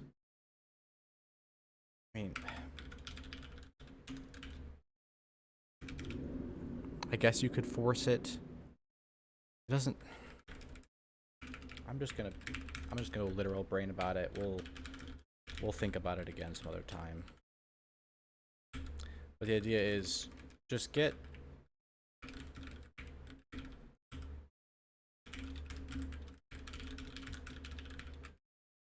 the rule from the state without reference to a context, because that's actually how it works. Now this doesn't do anything unless it happens.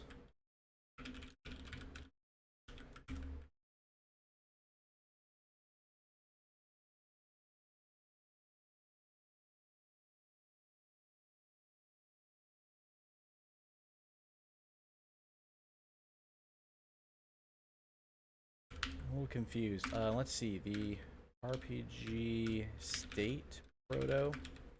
Oh, it just contains a rule in it. So what are the rule scripts for? Each rule script just IDs a state and tells us what hook to add, right? So as we scan this rule symbols, what we're doing is we're mapping from that to... We're mapping that... Okay, okay. Yeah.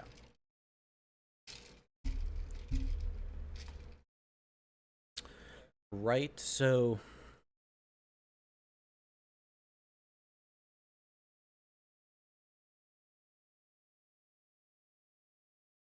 This can run anytime and it's accurate. It doesn't need to be wrapped.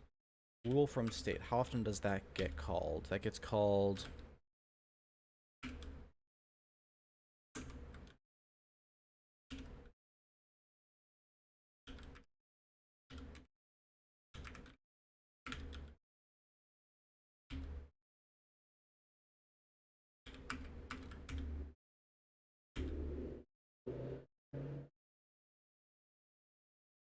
That's just the thing we're replacing. But these... So this one is real. This is where we're getting the rule from the state later. This one is going to go away.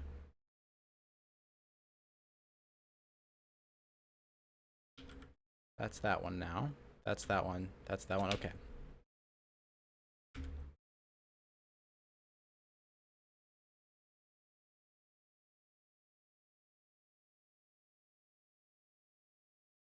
Right, so there's another one. The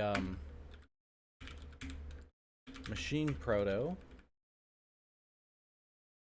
comes with a static hook.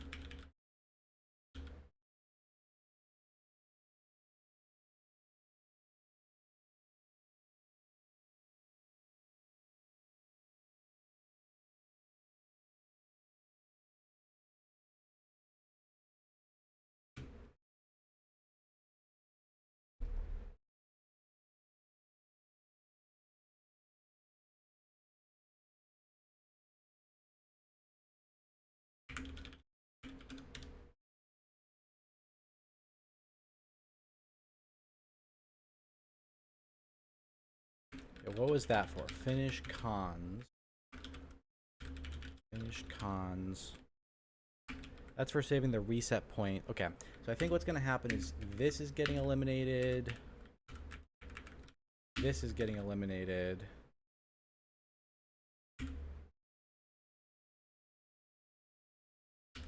This is getting eliminated. This is getting eliminated. Now we're doing static context. We don't have to do this.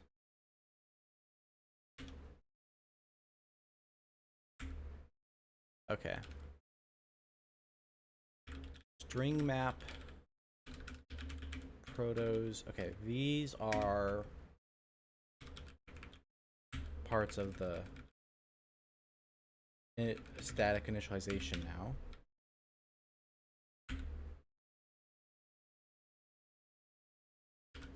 Tile proto from name.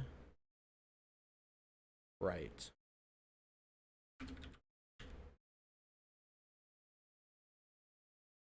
Yeah, so I think all of this could live in the static region.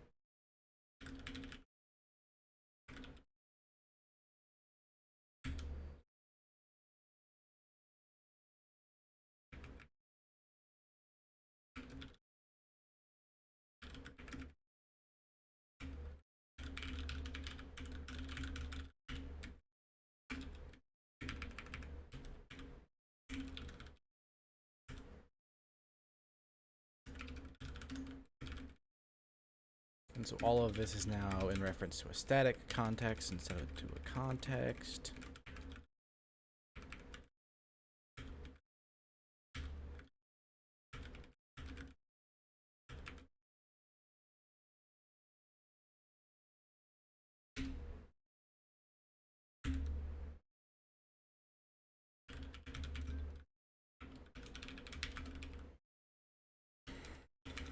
This is still an unknown, but it looks like errors, as I suspected, are just going to be a part of the static context, and yeah, what it's looking like to me.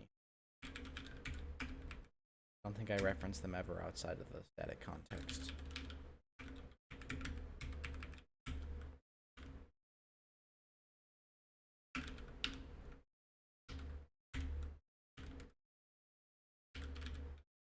Proto from name.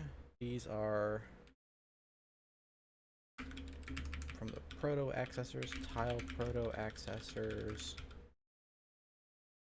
proto accessors, RPG proto from ID.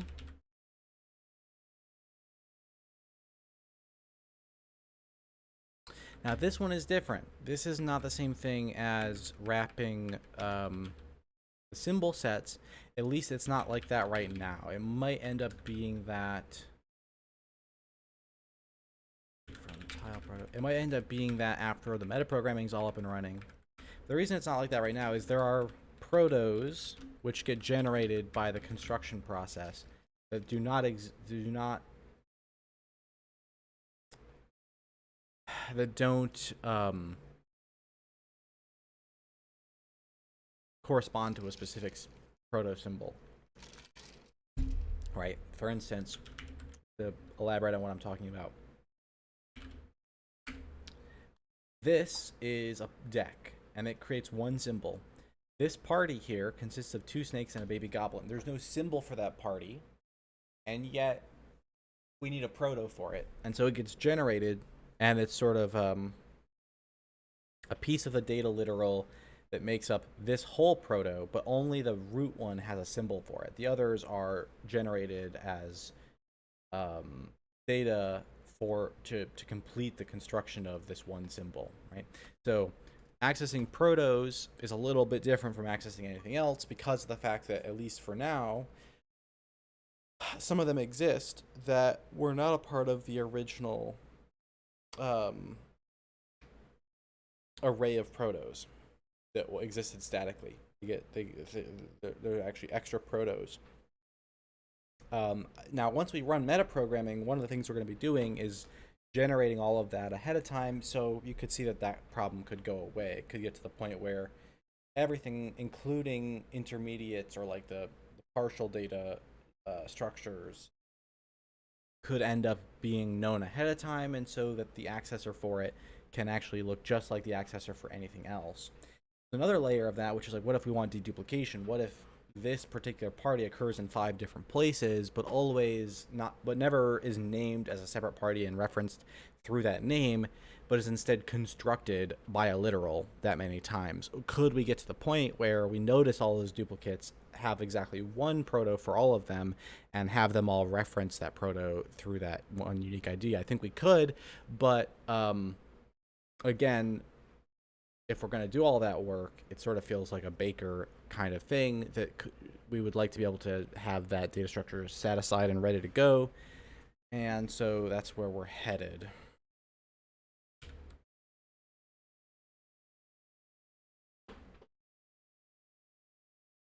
So proto from name. Who's got the error here? Yeah, proto from name. Oh, these ones don't have it yet.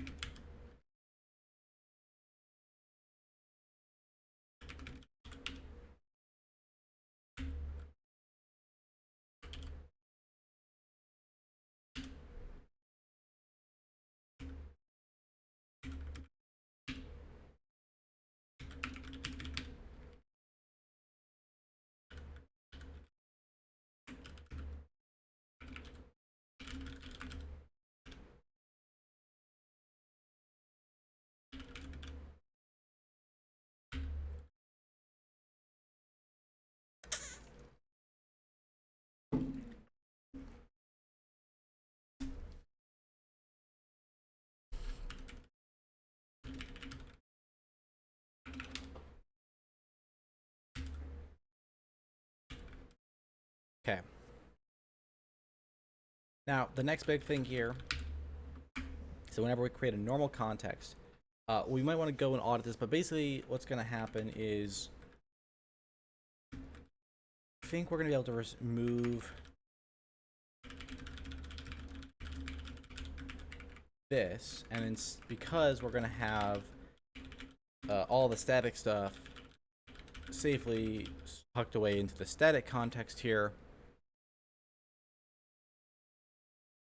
And I think we eliminated tile proto from ID in favor of RPG tile metadata from ID.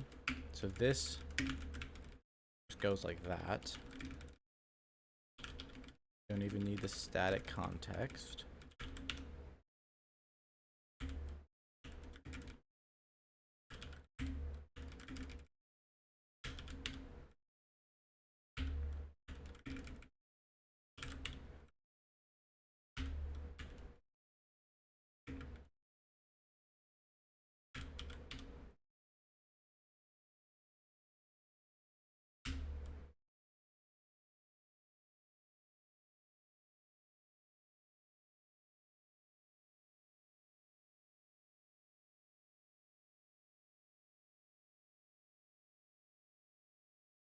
Okay, so this is a brain accessor.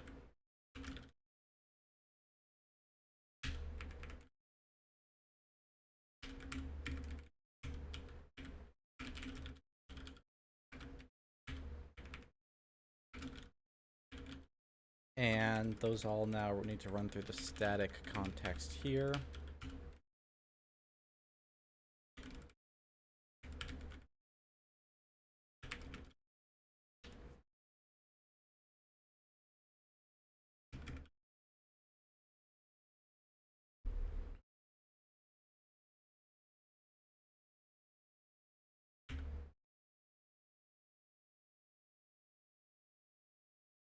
I think ID from proto. Yeah, so that's going to be on the static context now.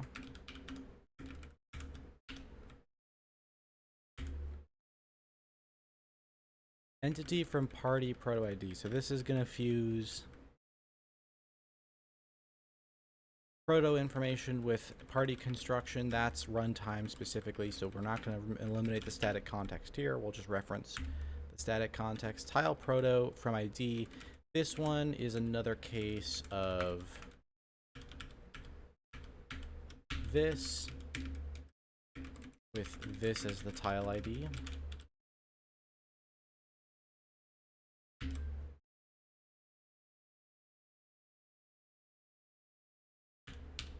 All right, so this is a runtime piece of logic. This is how we run a tile or run a bot brain, but we want to run those accessors through the static context.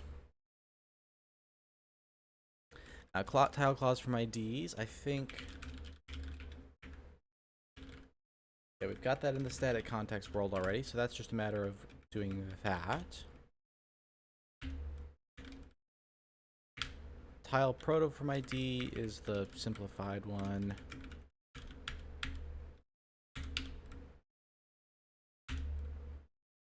Tile proto from ID, simplified one.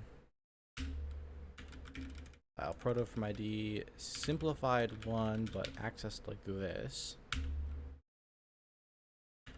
Proto from ID goes through the static context. Tile clause from IDs goes through the static context. Tile proto from ID is the simplified one.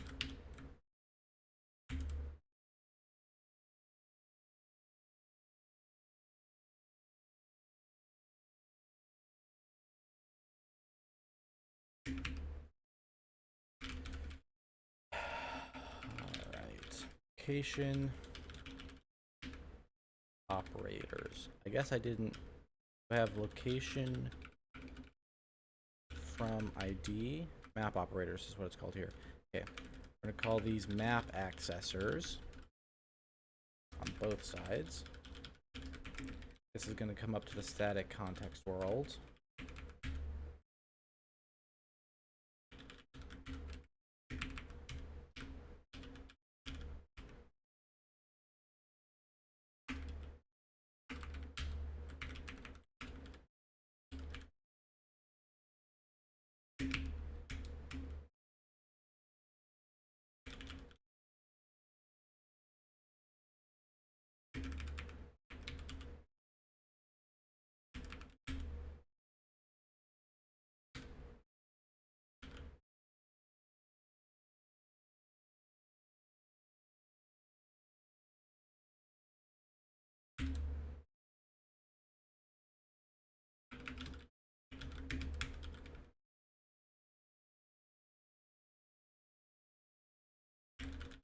Now, if you're wondering why this one doesn't just go through the protos, it's because the map location is a processed version of the map of the location proto. I think it's called lock proto. Yeah. Map lock proto has some of the same information, but then there's stuff about the locations that gets built up. This is where, again, there's kind of a metaprogramming thing happening that we could be doing here. The map location contains a processed array of neighbors. So the map is a graph with locations being vertices plus specific game data, and edges, the things called paths are edges with specific game related data. And then there's a data structure inside of each location generating the list of all the paths, and those are called the neighbors, right? But a path by itself has a specific directionality and data attached to it that exists irrespective of which direction you're looking at it from. Whether you're looking at it from one endpoint or the other, the path has some data on it that is just for the path, and then each location has basically the array that indexes all the paths that connect to it, as well as information about whether this particular going along this path from this direction, what the destination and whether that's moving backwards according to the orientation of the path's internal data, right?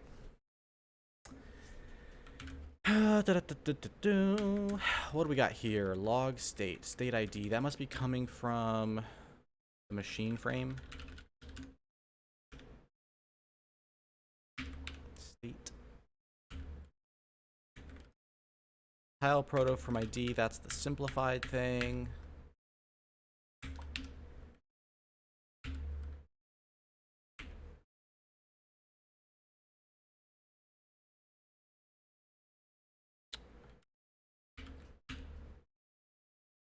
Okay, so the tile scripts be a little different. If we look at the proto file here, tile proto has a static hook right here, but we are sticking a regular hook. So we want to make this a static hook now.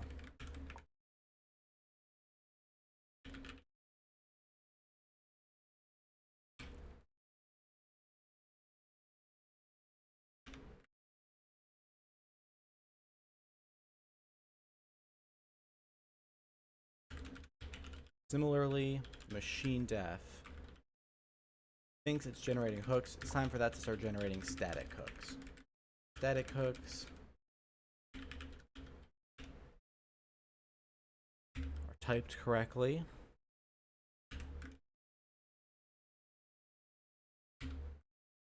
Proto from ID.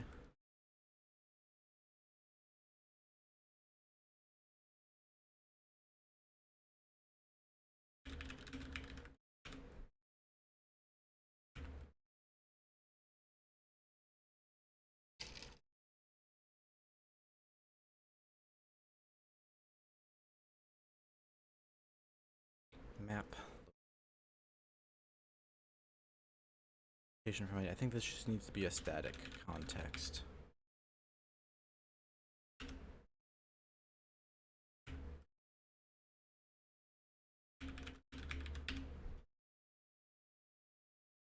Yeah. That's working. I should be able to build the play. There's still a few others.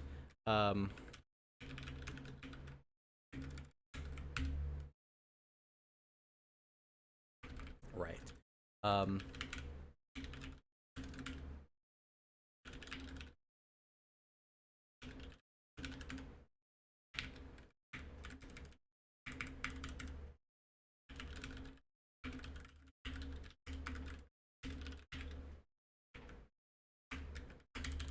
That's out, that's out. Context new is fine. But this and this need to go away.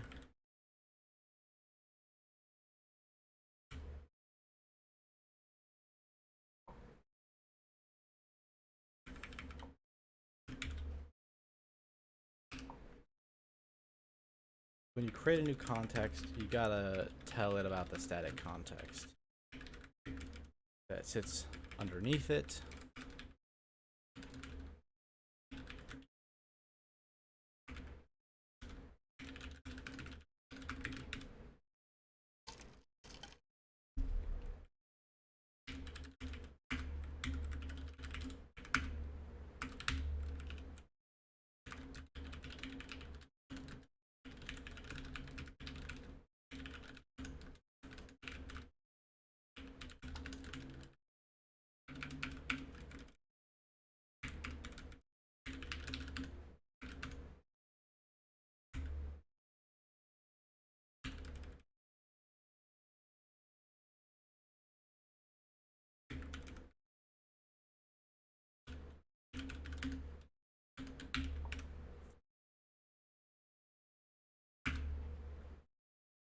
Alright, keep trying to build all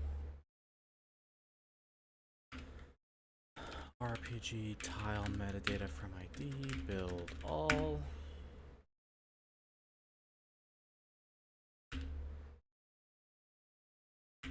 All.sh. It's not graphics main anymore, it's just graphics.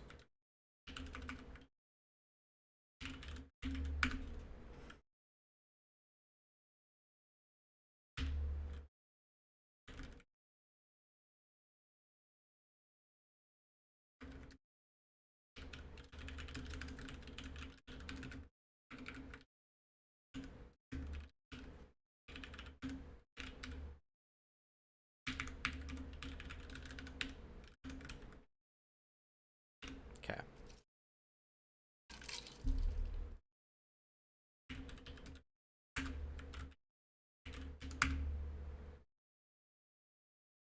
There we go. So everything is building. With that change, I think that's a good spot to do a little commit.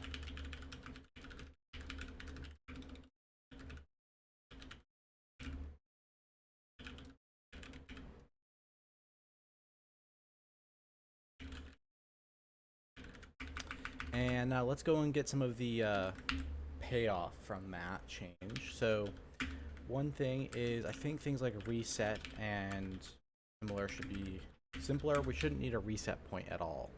In fact, I wonder if we even need an arena at all, but let's look at this one at a time. So here, we've got a reset point. That's it. That's the only time we're doing a reset point anymore. So no one was even setting it, so it's just nonsense. What about the arena itself? Here we say we need an arena. Here we are saying we need to release it. Okay, so we still use this arena for all of the things that lack memory management, like, or like dedicated memory management, like a free list for the board, a free list for,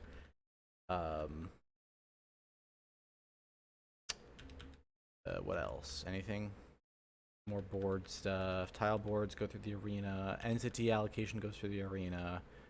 Registers. Okay, got it. So all of that makes sense. All of that is stuff that does need to still exist. So we still need an arena, but we can just pop all the way to 0 now. The arena, the only reason we can't quite do that is the arena contains the context top itself. So,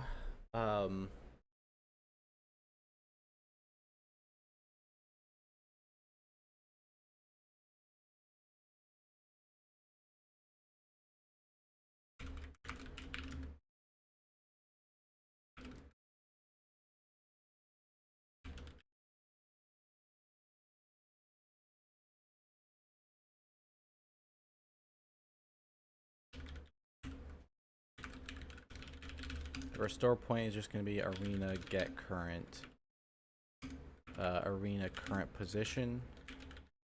Right, so after we've pushed the context onto the arena, that part is protected, and when we want to go restore or reset the thing, we reset everything but the allocation to the context itself. There's still some stuff that sucks about this. For instance, we have to be very careful not to clear everything out to 0, and so we're manually clearing lots of stuff to 0. The log is getting reset manually.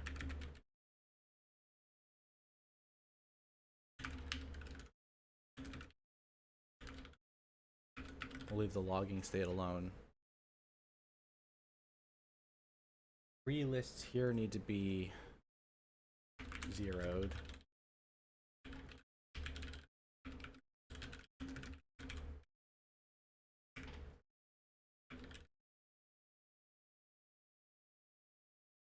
Computer random number generator needs to get reset.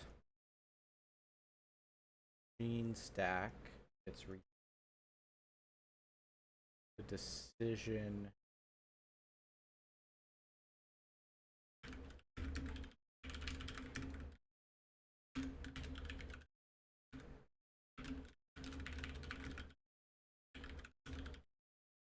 memory to get reset.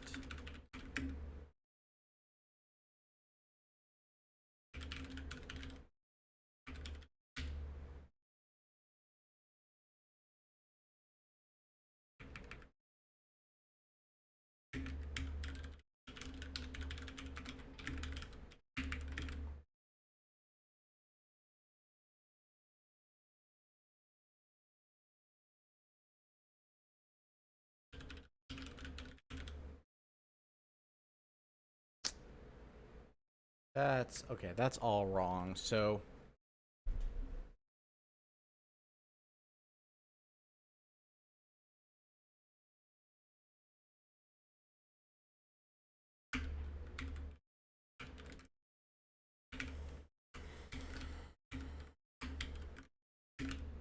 this is a lot more like this.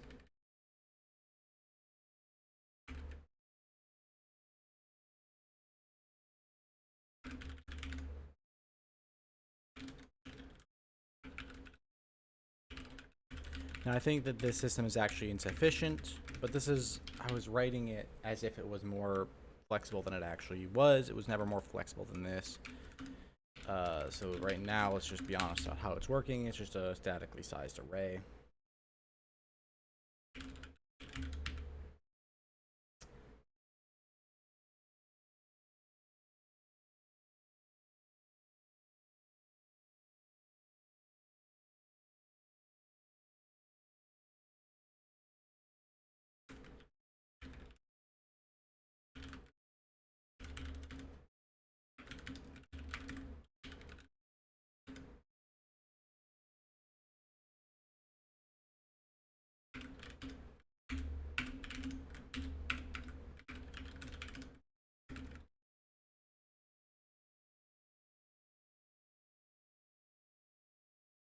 Initial regs, who is that? Okay, that's got to get reallocated every time. Initial regs. Regs equals initial regs equals push one. Arena.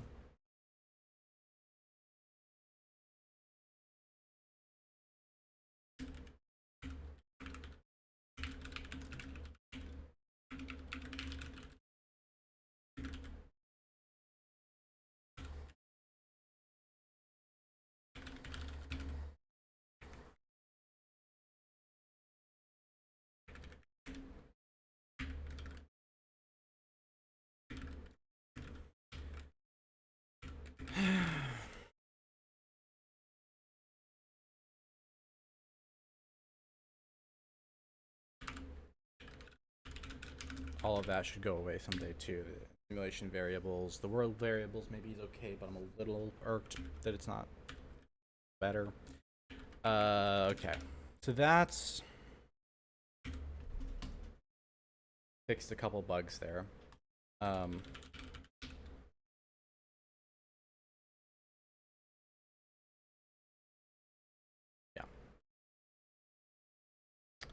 And when we're releasing, we don't touch the decision arena, do we? That's a problem.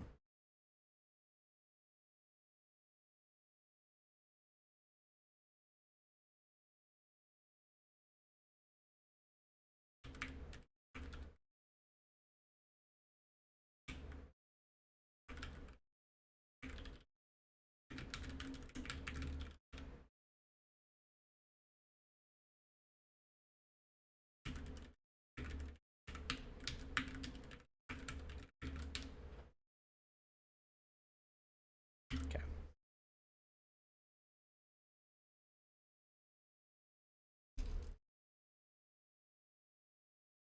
Alrighty, so there's a little bit more cleanup from that.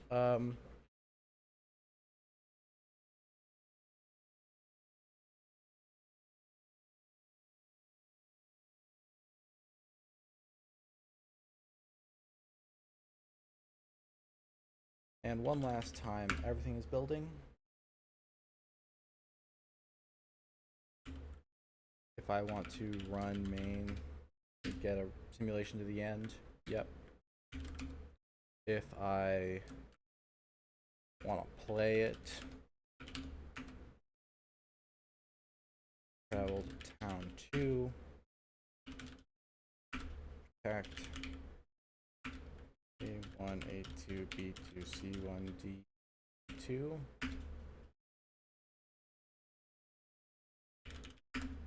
Continue.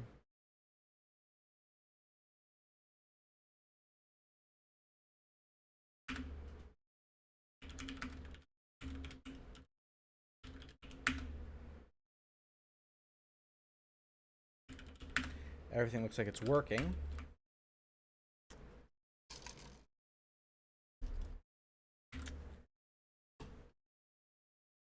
So I think that's pretty good. Let's hit that as well.